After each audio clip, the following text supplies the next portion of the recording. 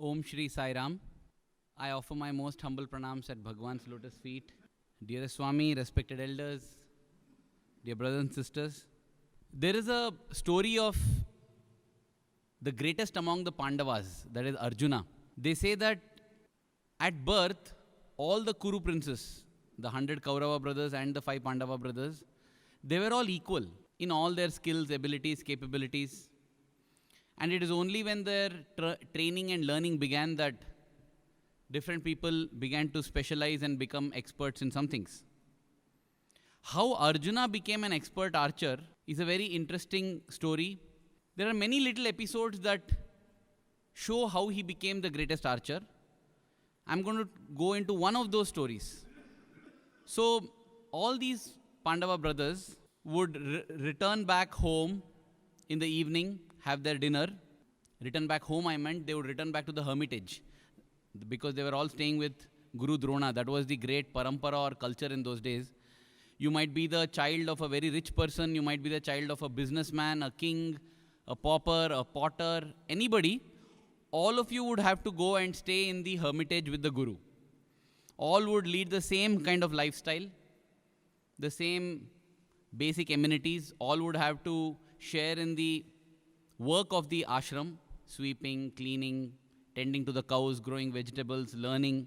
So all would come up as equals. And then based on their aptitude, how they were learning, what they are learning, that would decide their career in life and also their caste in life.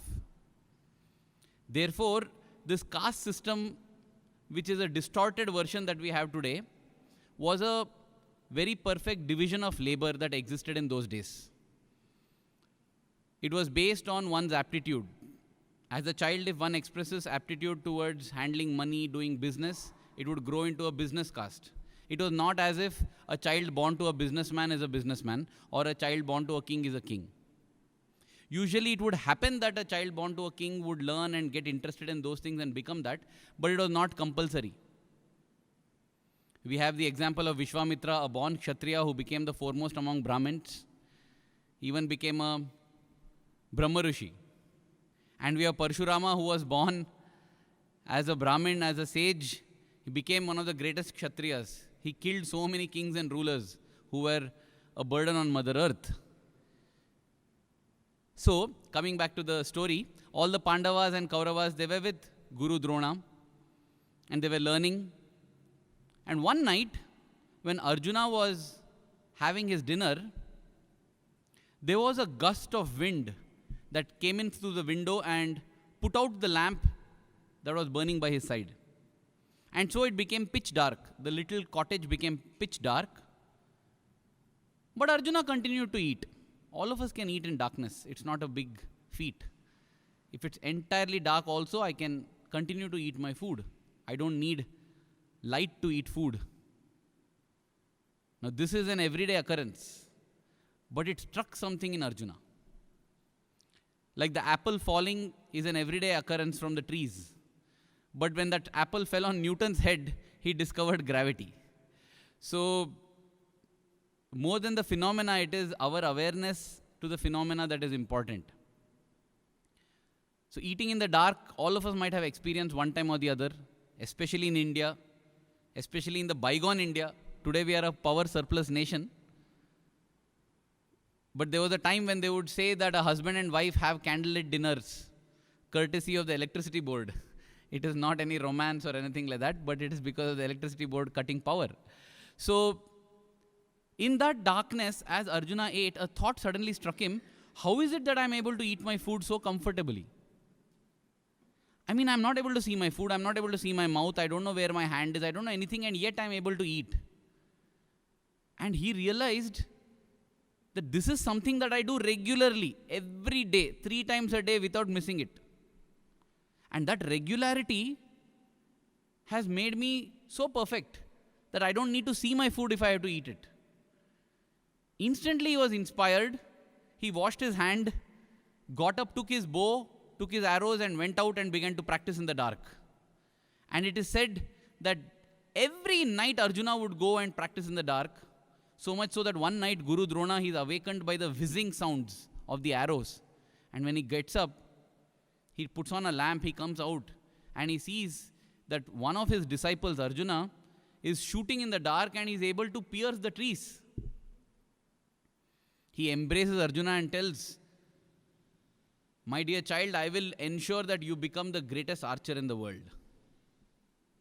I think Drona was an intelligent investor. It was not as if Drona made Arjuna the greatest. Of course, the Guru's blessings and wishes help. But Drona saw the potential in Arjuna. If this guy is doing so much without my help, so as well invest him. That's what intelligent investors do. They notice a company that is having great potential, which others have not noticed, and go and put their money there. And after 20 years, they become billionaires. People think because he put his money here, this company became big. No. That investor was wise enough to see the potential here. That was what Drona also did at that point in time. He told Arjuna, "I will ensure that you become the greatest archer of all times." That is a very significant lesson, the power of regularity. Even in today's world, when we look at the greatest musicians, the greatest sportsmen, achievers in any field, yes, some of them have been born with skills, with abilities, with talents, have been born into rich families possibly. Yes, some way they have been advantaged. But to convert that advantage into lasting greatness, to become legends, one thing that is common among all these greats is their regularity in their efforts. Be it Sachin Tendulkar in the sports, in the cricket ground, be it a singer, anybody. If you go and find out from them their stories, we will get to know how many hours of effort has gone in to make them what they are today. I am reminded of an incident that happened to a classmate of mine. He joined Swami's school in 11th standard, 11th grade. And he was a singer. He was a singer who had this good software, but not such a good hardware. In the sense, he had that ability to sing. He had a keen ear for music. He would be on scale, he would be on Shruti.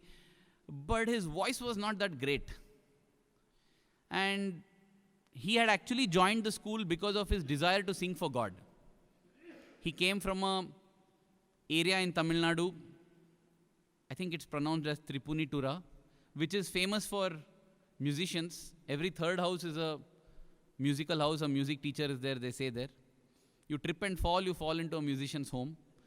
That's what they say. So he was born in that region, and his father noticed that this child is able to pick up all the TV jingles, the nursery rhymes, and also sing it in his own tunes. That's why he began to send him for Carnatic music, and he picked up. He became a very good technical singer. But as I said, he was not blessed with a great voice. He had a lot of nasal quality in the voice. And he got admission in 11th grade. I think it was the year 2000 or something. He joined, and he definitely thrilled everybody in the hostel with his technical ability. But still, as I said, he was not gifted with a great voice. So the first time he sang a bhajan in the bhajan hall, that itself was a record, because usually the school children do not get the opportunities to sing in the mandir. It's only when you reach the university level. There are many reasons for this. Young ones do not have the mental maturity most of the times. Some of them don't even have the physical maturity, in the sense that their voice is in a midway stage, it's breaking. It's neither a kid's voice nor an adult's voice. So because of all these reasons, generally only the university students sing in the mandir. But this boy made this achievement that he sang a bhajan when he was in school, in Swami's presence. But that's all it was. It was just a record, because it didn't make any kind of a great impact. Nobody came and said, "Who was this amazing singer?" Nothing like that.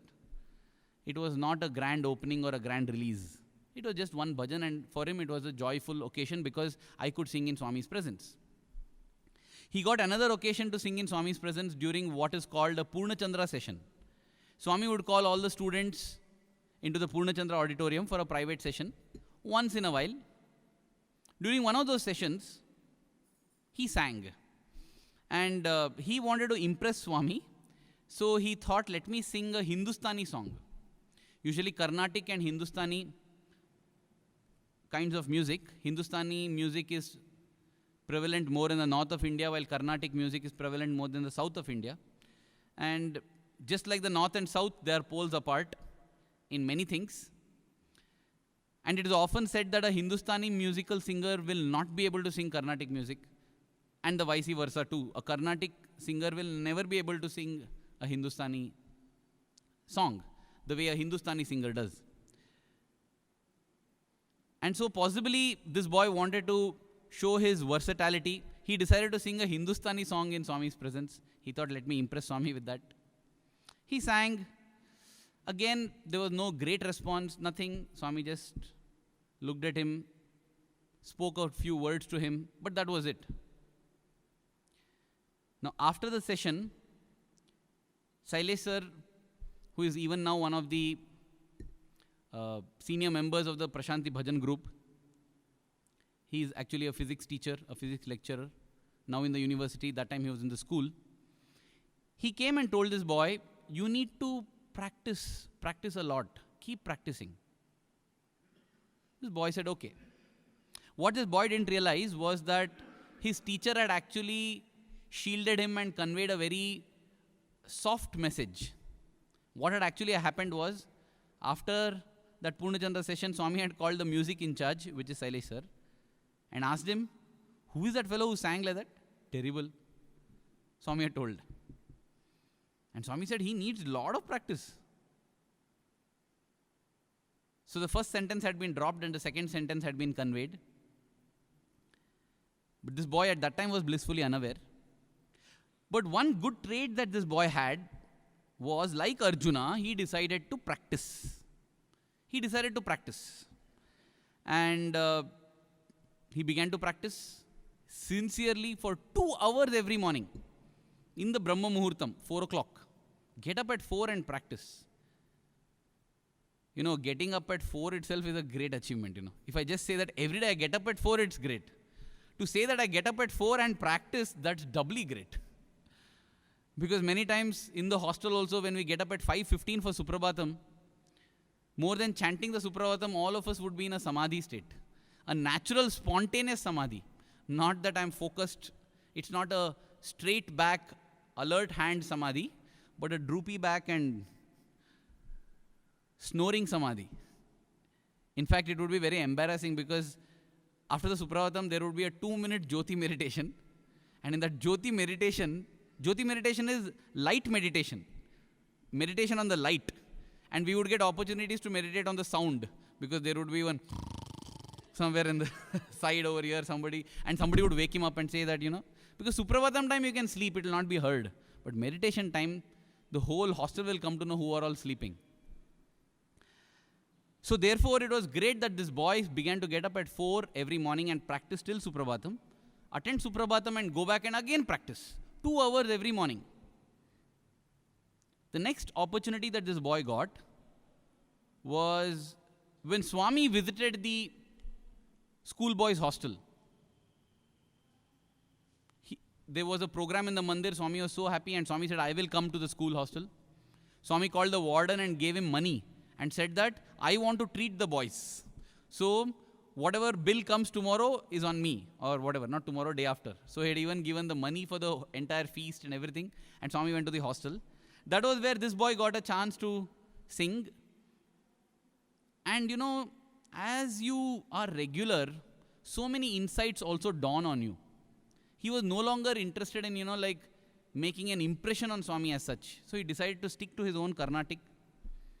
He sang Pibare Ramarasam, which is a pure-bred Carnatic song. And it was a hit. Swami was so happy. So happy that after his song, Swami said, enough, I don't want any more songs. Because, you know, you want to end on a good note, right? That's why the dessert is reserved for the end. We don't start with the dessert. What if the main course is bad? Desserts are usually good. So after he sang Pibare Rama Rasam, Swami said, enough. Now Pibare Lemon Rasam.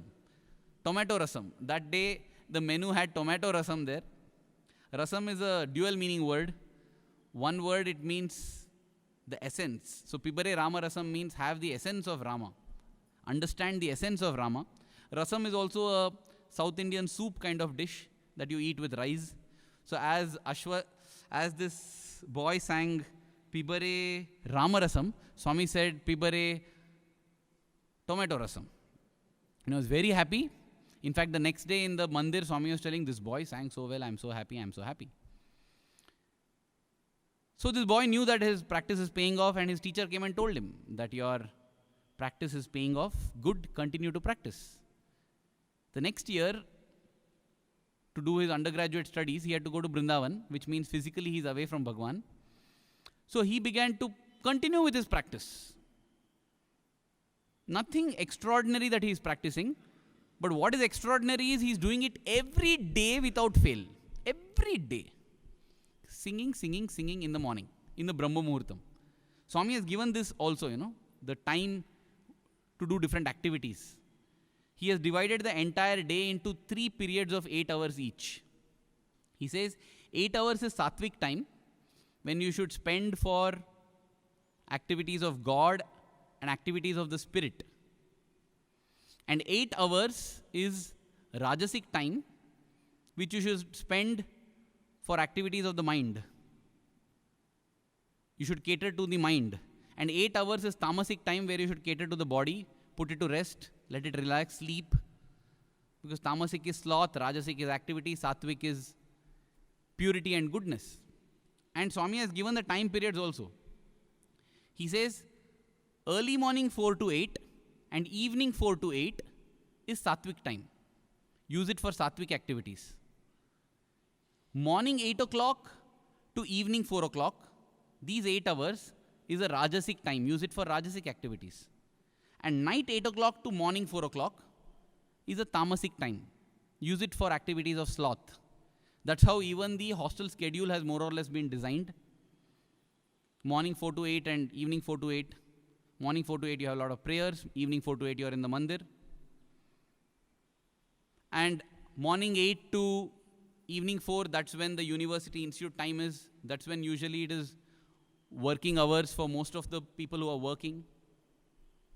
That's why, when they speak of working late in the night, working over the night, staying in India and working American time, staying in China and working German time, staying in Germany, working Australian time.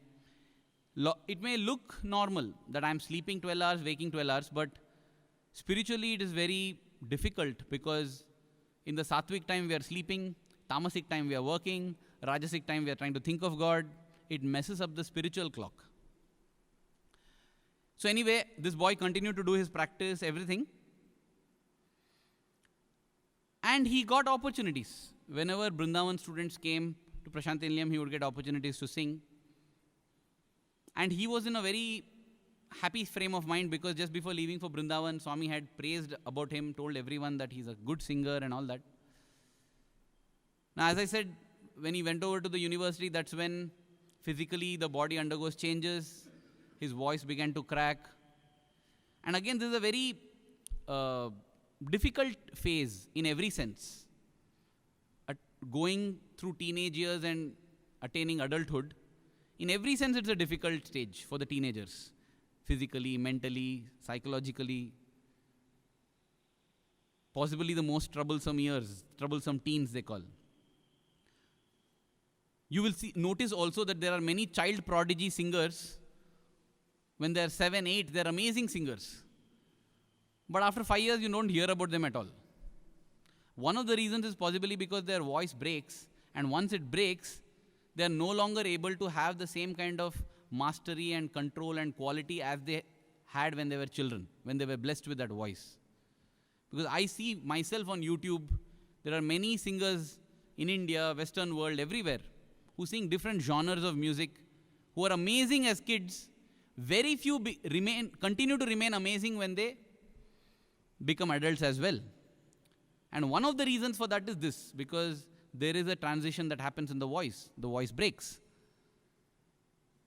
Now this boy found a peculiar trouble that he had, wherein his voice would sound in one manner when he sings low scales, low pitches, low notes, and when he sings high notes, it would sound another way.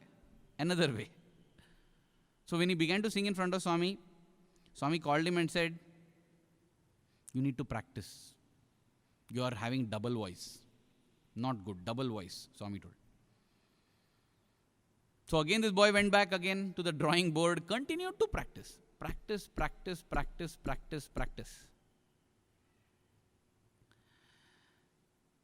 And you know, a few years later, just like that continuous regularity, that practice made Arjuna what Arjuna is. I remember one day in the bhajan hall, Srimati P. Sushilamma had come. One of the greatest singers in the Telugu movie industry. Recently, this Ladies' Day, she was honored for her contribution towards music and especially towards singing for Swami. So this lady was seated in the bhajan hall in the front. Swami saw her and said, "Will you sing?" So she sang a song. Of course, she had aged, because of which her voice was no longer in its pristine glory, but still she sang. Along with P. Sushila, there was also one more singer by the name P. Leela, another legendary singer in Andhra, and she has got a big name. Swami suddenly told her, "You are singing very well. Even P. Leela used to sing very well." And she said, "Yes, Swami. P. Leela, she is great. She is a phenomenal singer." Swami said, "Have you heard her son sing?" So she said, "No, Swami. He's here, he sings." And Swami called out to this boy and told him, "Sing." And then this boy, my God, he started the first few notes and it sounded like a thoroughbred professional. The whole of the bhajan hall was silent. Not only was this boy having great mastery, his regular practice. In fact, he had again gone back to Sailesh sir and asked, "What do I do about this double voice?" Sailesh sir told him, the best way to get stability in voice, this also Swami has only advised, is to do Omkaram in the morning. So every morning for half an hour, he would just do Omkaram. Because of that, not only his voice gained stability, it gained volume. So much so that without the mic, the entire bhajan hall could hear. There were some who were seated outside also. The Kulwant hall entirely became silent. Even the birds seemed to have stopped chirping so that they could listen to this melodious voice. And this voice filled the entire bhajan hall. And P. Sushilamma was impressed. She said, "Swami, this is magnificent." And then Swami told this boy, "Do you know a Telugu song?" He said, "Yes, Swami." And he sang a Telugu song. And then Swami asked, "Do you know Tamil song?" "Yes, Swami." And he sang a Tamil song. And Swami said, "Malayalam song, you know?" "Oh, yes, Swami." And he sang a Malayalam song. "Hindi?" And he sang a Hindi song. This was amazing, you know. People began to whisper to each other. They began to call this boy as Swami's personal MP3 player. Swami gives his playlist and wish list, and this guy is just singing it out. And singing it out so beautifully and perfectly. And the most amazing thing was, for none of these songs, he's even looking at the lyrics. Any song. He sang 8 songs that day. And Swami was so thrilled. And after that, this boy rose and rose in glory. I still remember the year 2009, when Bhagwan had visited Hadshi and Bombay. Swami had taken this boy along too. And in a packed Brabourne stadium, in that cricket stadium, when this boy started singing, I think even the air came to rest, because it was simply magnificent. He picked up a song that was originally been sung by another legend of the singing industry, singing fraternity, a singer by name Ghantasala. He picked up a song in which the notes go very low and the notes go very high. And he sang that song at a pitch 1.5 times higher than what the original singer had sung. And in that song comes a series of notes which are sung in rapid succession, very fast. He sang that at 1.5 times speed the original singer had sung. So much so that when he concluded, the whole stadium burst into an explosive applause. I was blessed to be there on stage that day, and I swear I saw a tear in Swami's eyes. Swami called him and said, "My boy, your voice is the best." He continues. This boy's name is Ashwath Narayan. He continues to sing in the mandir.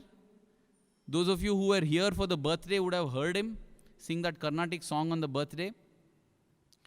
You know, Swami has used him as an instrument to make many proud singers eat humble pie. You know, there would be the singer who would come and, as they're singing, you know, move the hands like that, shake their head like that, shake the entire stage and do all that. And, you know, singing is not only about the voice, it's also about a show that you put on. It would appear like that. Swami would say, "Very happy, very good." And Swami would say, "My boy also wants to sing one song. Will you listen?" And he would say yes. He or she would say yes. Many times it has happened. And Swami will pick Ashwath, say, "Sing one song." And Ashwath will sit motionless like an idol. Nothing will move apart from his throat and lips. But he is not moving, but the heart of every single soul sitting in that whole Kulwant hall is shaking, vibrating. Many great singers get up and tell Swami, "What? Swami, great. Swami, he's superb. Swami, what? Swami?" And he would say, and Swami would call and tell, "You're a great singer." And Ashwath would say, "No, Swami, I am nothing. You are everything, Swami. It's all your grace." And that would be a lesson in humility for everyone around. Don't think you're talented. Don't think you're supreme. Because there are people who are much more talented and they know that it is not theirs. Of course, it is Swami's grace. It is Swami's love. Because I have skipped many parts of the story. How Swami personally trained Ashwath for singing as Ramadas in a drama, convocation drama. There are many beautiful stories. Swami corrected the lyrics of the song. Swami corrected the feeling with which it should be sung. And that one small, pointer that Swami gave made so much of difference when we actually heard it. It's amazing. His journey is phenomenal. But along with God's grace is this regularity. Even to this day, when he's already a legend.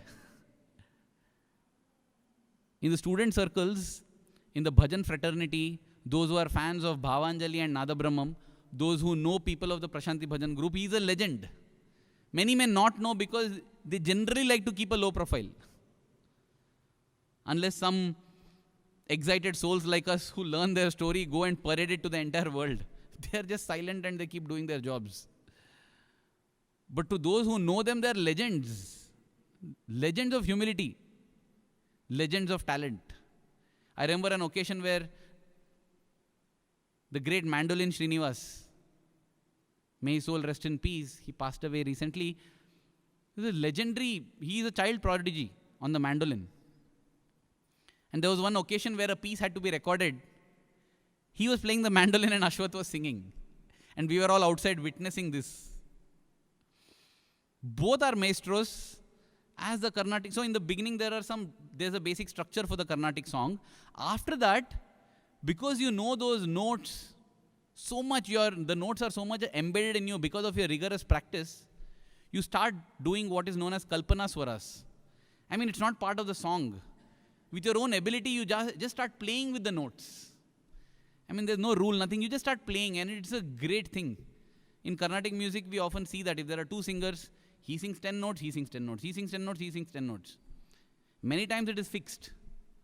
But the real great ones, there's no fixed. They can go on like that for 1 hour if you allow them. That's the thing about this Hindustani and Carnatic music. The song has only 2 lines. Usually when we sing our notes, the lyrics, the song will be 2 pages, it takes 5 minutes. This Carnatic and Hindustani songs will have only 4 lines. And they're extendable. From 4 minutes to 4 hours, we can sing it. Because that is the ability and the skill of the singer. So here was Mandolin Srinivas and here was Ashwath Narayan. And both are, matching each other. One using his instrument, the mandolin, another using his instrument, the voice. It was phenomenal. And Ashwath was the first to come out, and he said, "Oh my God, today I have been in the presence of God. What is Mandolin Srinivas sir? He's phenomenal." And he went to drink water. Then Mandolin Srinivasan sir came out, and he said, "Oh my God, what is? I've been blessed to play in his presence today." This was a battle of humility going on, where one says, "I'm low," other says, "I'm low," and we have seen the battle of pride going on. It's a rare occasion where we got to witness the battle of humility. And this kind of ability, this kind of skill, the ability to please hearts, the ability to please the Lord himself, came because of regularity in practice. Here was a boy who was called double-voiced, who was not blessed with a good voice, who had great trouble. But then, per year, he would practice for 700 hours. 2 hours a day if you take it. More than 700 hours. And now it's almost 18 years since he has been here, continues to practice in that manner. And I asked him also, "And why do you need to practice now? Why do you need to be regular in your practice now? Because now you're already on top. What do you wish to achieve?" He said, "It's not like that. Why do we keep brushing our teeth daily? Brushing is not an act. Yeah, at that moment it cleans the teeth. But overall, brushing is just a maintenance activity. I don't brush just to enhance my teeth. I brush to maintain my teeth as they are. So also, when I practice, it is not just to enhance my ability. It is just to ensure that my ability is where it is. It is not an enhancing activity alone. It's also a maintenance activity. And that is why regularity is so important. And when we are regular, at that point in time, it may not seem like much. But over 2 decades, like it has happened in the case of this singer, you see the difference. Without getting any exposure to the outside world, without going and competing in anything, without getting training from any of the top teachers outside, you have reached a level where maestros from outside come and praise you. Simply by regularity. Because like Arjuna, there was another who didn't receive coaching from Dronacharya, but who had the same kind of regularity like Arjuna. And he became possibly the greatest archer as well. But Drona had promised Arjuna that I'll make you the greatest. So when this boy Ekalavya came and told that, "Drona, you are my guru, and I have learned from you," Drona was shocked. "Where did I teach you?" But it is said, that when you do the Sandhya Vandanam, see, the Brahmins are supposed to do Sandhya Vandanam, and Swami has given the correct definition of a Brahmin.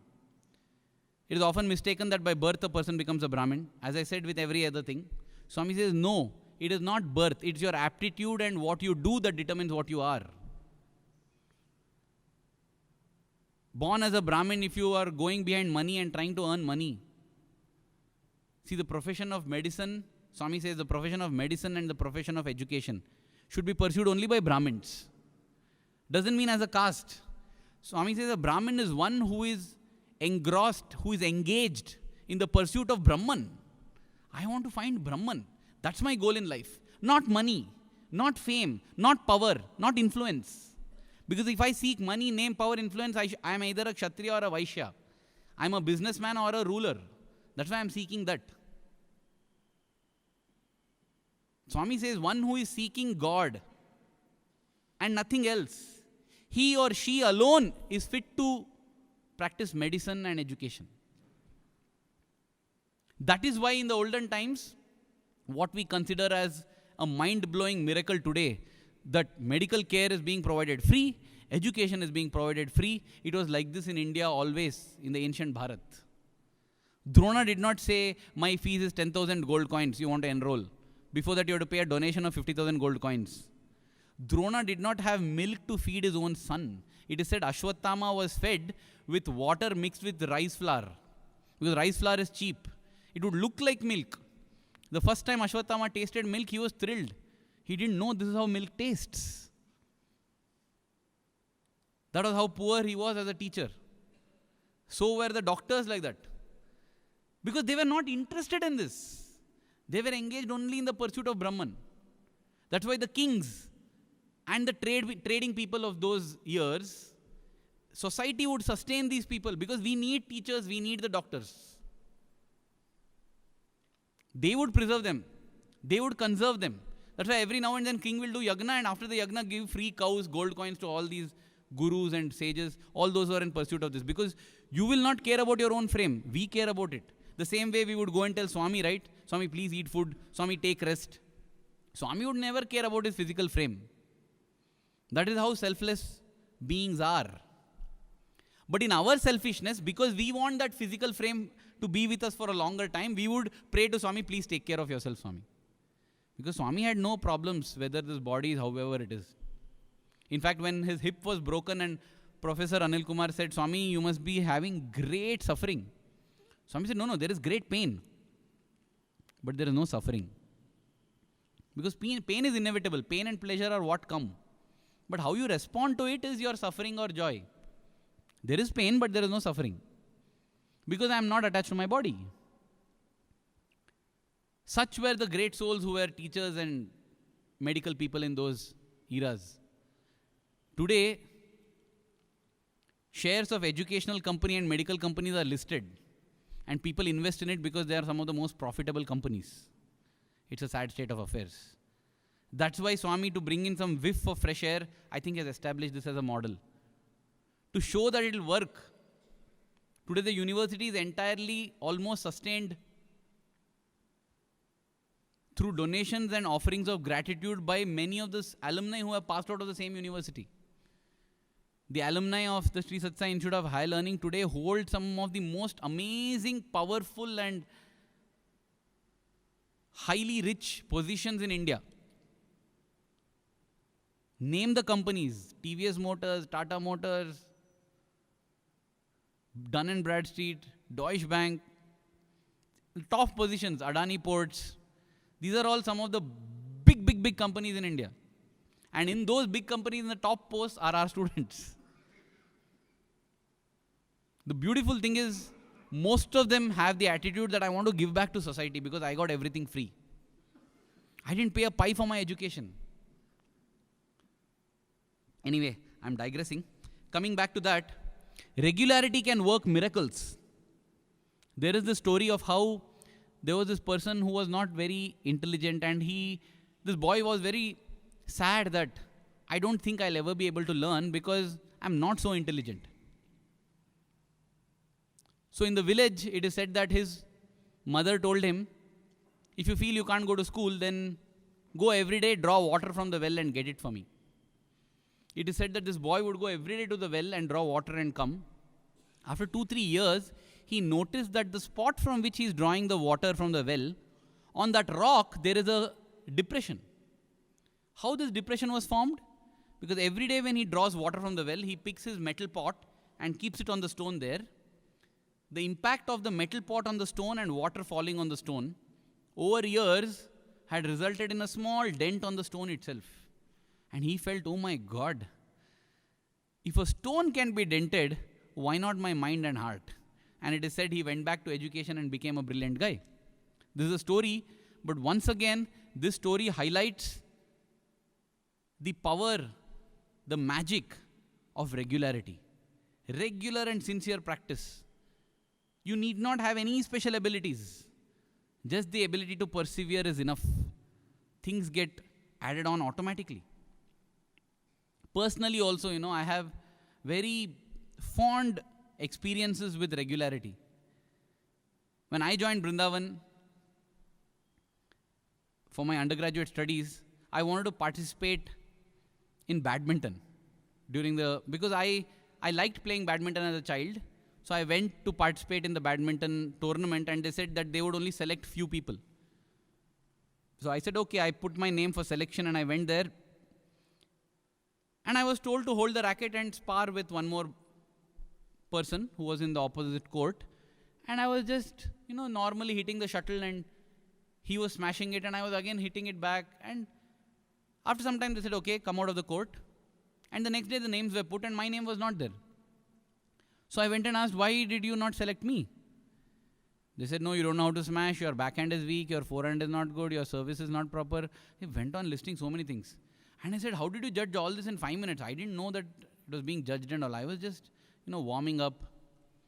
Not that I was a good player, but they said, no, we are sorry, that's how we judge and we have very little time, so that's how it is. Only 16 can play from the whole campus, so you're not in the top 16 then. That is when I went to one of the teachers there, Nanda Gopal sir.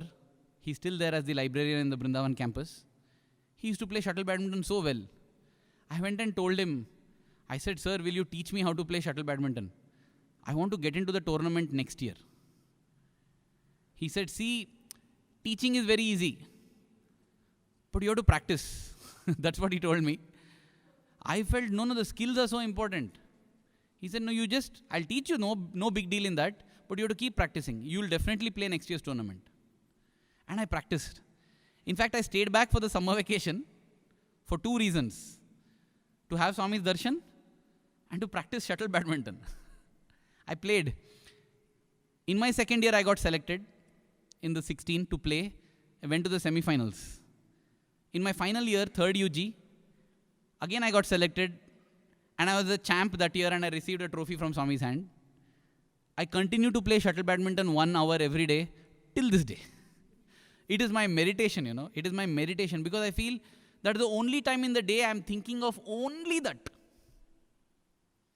Believe me, even as I am giving a talk here on regularity and Swami, my thoughts sometimes wander. I'm ashamed to say that, but that's the truth. Even as I'm working on my computer and editing Swami's video, my thoughts wander. But very rarely do I feel my thoughts wander when I play shuttle badminton. I'm focused only on that. It's almost like my meditation. And that was the year 2000. Today it's 2018 almost, in a few days. For 18 years. And I was not coached by the best coaching academies. It was not that I was given the best equipment. Nothing. Today also when Nanda Gopal sir comes to Puttaparthi, I tell him, of course, he has grown old now. I tell him, sir, thank you so much. He says, no, nothing I did. I am grateful to him, but he says, this is nothing but the power of a regular practice. That's all. I've seen that happening. Today, many people think that I'm a writer. And I'm saying this because a few mails I have received where people have asked, I want to become a writer. How do I become a writer? You know what my answer has been? If you want to become a writer, write. That's all it is. Because I don't know what I did. I really didn't know that I'm a writer. And if I look at my earliest writings, I feel like laughing at it. But one thing I can say I sincerely did was I wrote. I wrote every day for 5 years. Now I don't do so regularly. But for 5 years I wrote. I wrote 2,000 words a day almost on an average. It may be nonsensical, it might be inspiring, it might be hopeless, I don't care. But I wrote. And that is what I feel is the magic of regularity.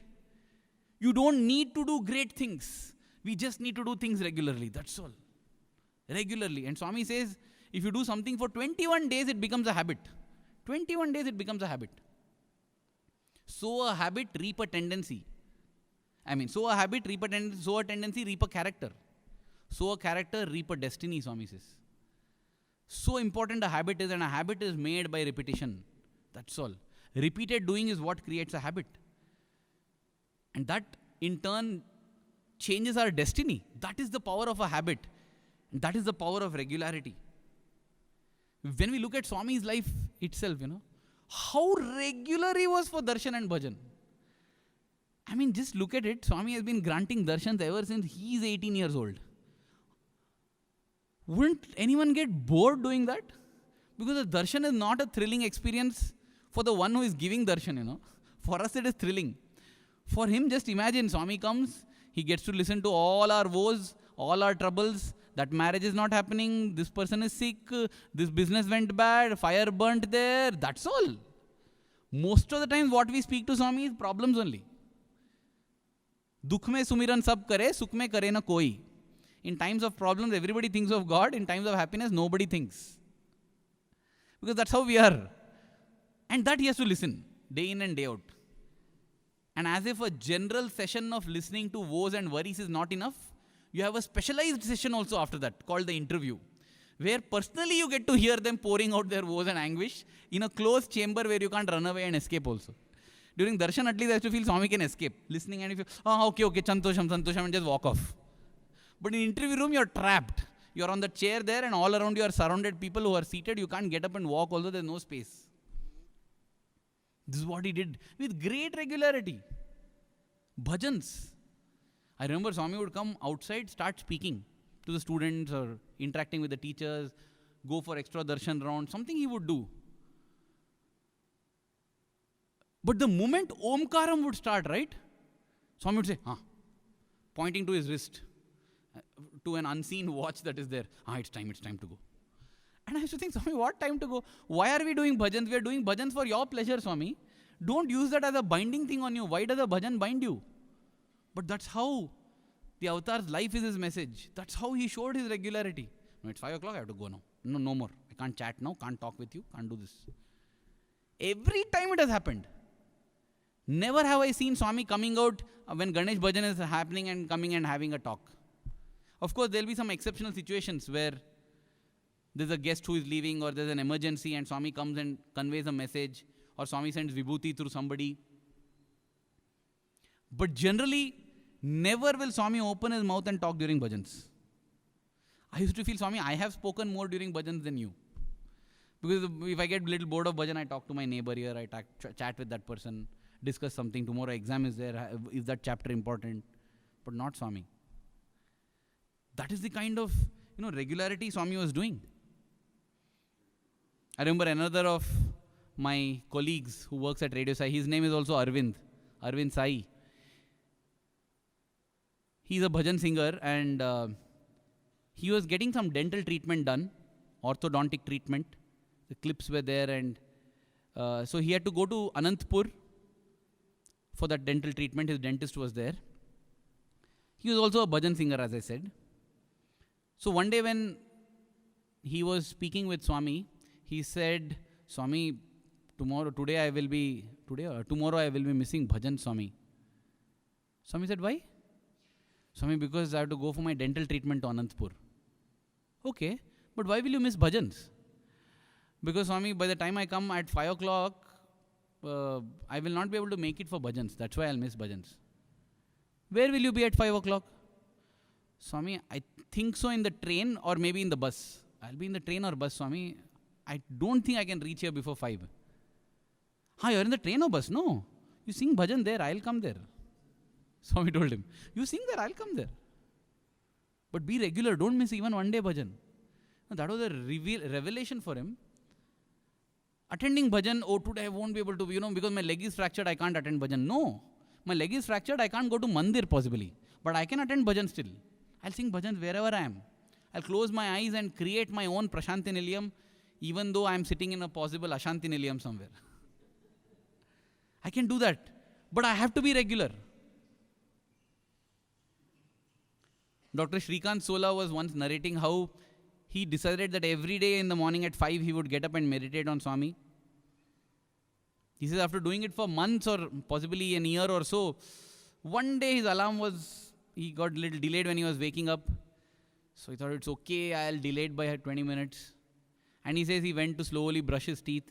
And he says when he was brushing his teeth, he saw a vision of Swami in the mirror there, telling him, it's late, I'm waiting. That is the way Swami encourages regularity. Of course, we have the greatest example of Shabari. Shabari, this woman, simple woman, she wanted to spend her life for God. So at a very young age, it is said that she ran away from the marriage. During every wedding ceremony in the Bharatiya culture, there is one point where they chant Savadhana. Savadhana means be alert now. In the Indian culture, there are 4 ashramas that you have to go through. They are designed in such a manner that it matches with your life stage. The Brahmacharya, the Grahastha, the Vanaprastha and the Sannyasa. The Brahmacharya ashram is meant to focus only on God. You are taught that God is the only worthwhile goal in life. And that is the first stage in life. To the youngsters, it is taught. That's why Swami says, even as you get 2 teeth, you should start thinking about God. But we often start thinking about God when we are left with 2 teeth, when all the teeth are gone. That is the sad state of affairs. But the Brahmacharya ashram is, as a child, it is taught. It is taught that the 4 goals of life are dharma, artha, kama, moksha. And you focus only on education. Education for life and for living, both. You are not taught only Omkaram and Gayatri Mantra. No, you are also taught skills. That is what Rama, Arjuna, the Pandavas all learnt. And based on how you fare in the Brahmacharya ashram, your Grihastha ashram is decided. This is that stage when you get married and you pick up a profession. Either you become a king, or you become a priest, or you become a businessman, you become a cobbler, you become a sweeper, whatever, based on your tendencies, your liking, your aptitude, and your ability. And this Grihastha ashrama is when you have to live your life in the world. It is important because this is the only ashrama that supports the other 3 ashramas. We'll see that. Because the third is the Vanaprastha ashrama, when it is said that people go to the forest and are available only as guides and mentors. The seniors, once they cross 60 years of age, it is believed that they should retire to the forest. They are no longer actively pursuing, they are not attached particularly to family, they are not pursuing wealth, they don't want to build an empire. But if anybody comes and seeks their guidance, they are ready to guide. But if you don't follow their guidance, they don't mind at all. That is the Vanaprastha ashrama. And finally, it is the Sannyasa ashrama, where you are detached from everything else.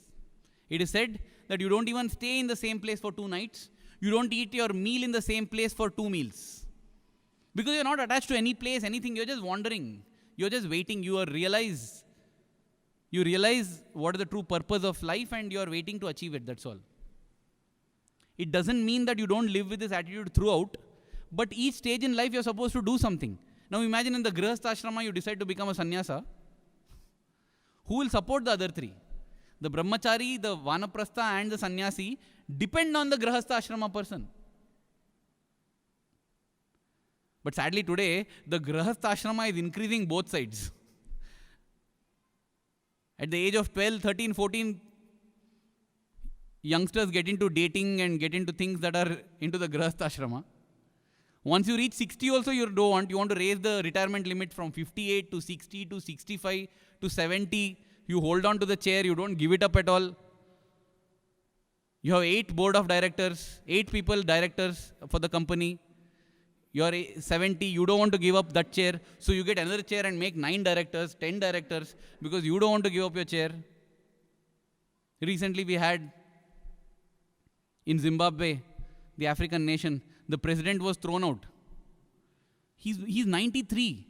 I mean, with all due respect to his age, wisdom, whatever. Physically at 93, you are not meant to be in the Grihastha ashram. You can't do that.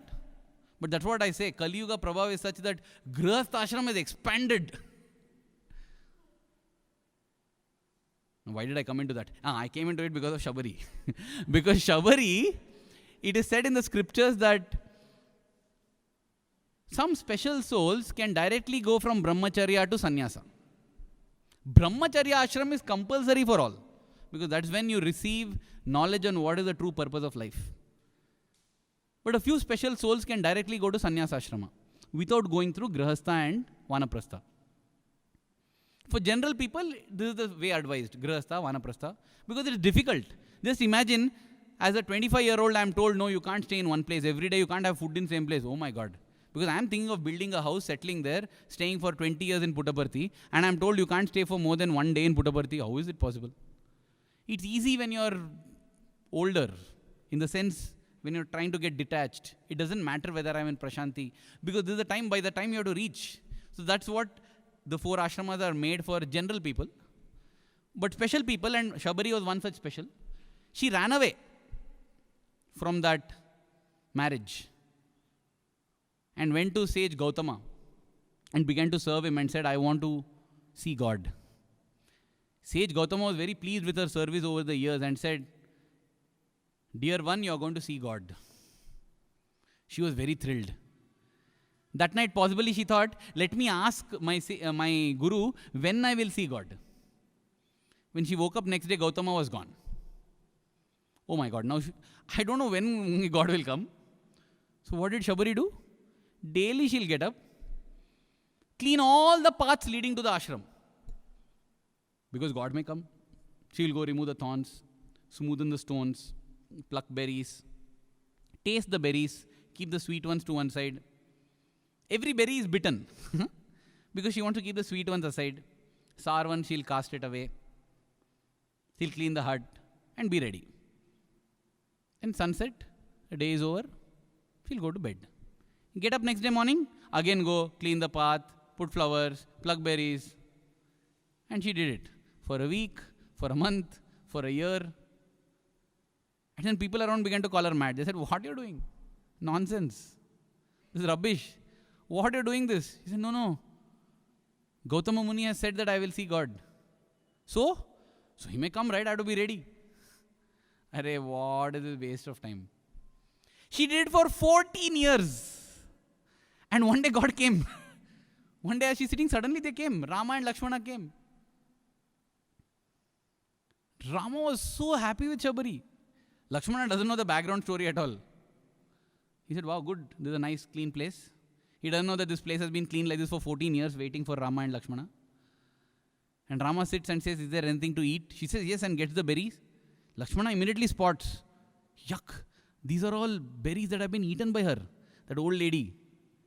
Oh God. And she's offering to Rama. Rama. He tries to indicate to Rama. Rama, don't eat, don't. He's like the security guard, personal security for Rama. Many times personal security people create a lot of trouble and sorrow. Swami would say, volunteers should not become wall and tears. You become a wall and devotees shed tears for that. Rama says, Lakshmana, you also eat it, it's very sweet. Oh God. Simply I indicated. I indicated to Rama and Rama is giving me also to eat this. And Rama ate and blessed Shabari. That's it. Her life was done. Rama said, Shabari, done, ticked off. Over. Finished. 13 years, 364 days, I didn't move 0.1% in my goal. But the magic of regularity is such that on that final day of the 14th year, 100% I moved. Just imagine if 13 years and 11 months later, Shabari had said, I am done, man, enough. Pack off. And walked away somewhere. Rama comes and, oh, nobody is there. How must our sadhana be then? How regular must we be? Because we don't know when that 100% will happen. It requires only... Rama didn't even spend 14 hours in that ashram. Possibly he spent 14 minutes. Went, sat on a rock, ate berries, blessed her and left. But that's it. In that 14 minutes, everything was done. What people don't achieve across 14 lifetimes, Shabari achieved. We look at 8 years wasted, but we don't realize that in 14 years she achieved what people don't achieve in 14 lifetimes. How much more faster that is. And that is the magic of regularity. That is the magic of practice. At that point in time, it may look like I have not progressed at all. When I'm learning to ride a bicycle, 10 days later, I am still the same. You remove the supporting wheels, I fall and crash. After 20 days of practice, instead of falling once in every 5 minutes, I now fall once in every 6.5 minutes. That's all is my progress. And you wonder, is it worth all this pain? Worth all these injuries? Cycle is injured, I am injured. My father who is running behind me is injured, he is tired. But the father says, no, keep doing it. And suddenly on the 30th day, I pedal, and instead of falling once in 6.5 minutes or once in 7 minutes, now I fall once in 2 years or once in 3 years, if because of somebody else's mistake, not because of my fault. In short, I don't fall at all. Wow. I thought progress was slow because after 20 days, only by 1.5 minutes my balance has improved. But with regularity, suddenly on one day, that's it. I'm never going to fall. I've got permanent balance now. That is the magic of regularity. And that is why Shirdi Baba said, Shraddha alone is not enough. You need saburi also. You need perseverance. Because it is perseverance that works the miracle. Shabari had faith, but if she lacked perseverance, she wouldn't have won the grace of Rama. I would like to conclude by just praying to Swami that we remember this powerful principle of regularity and practice. Practice makes a man perfect, it is said. It is definitely true for women, children, everyone. It's not just for man.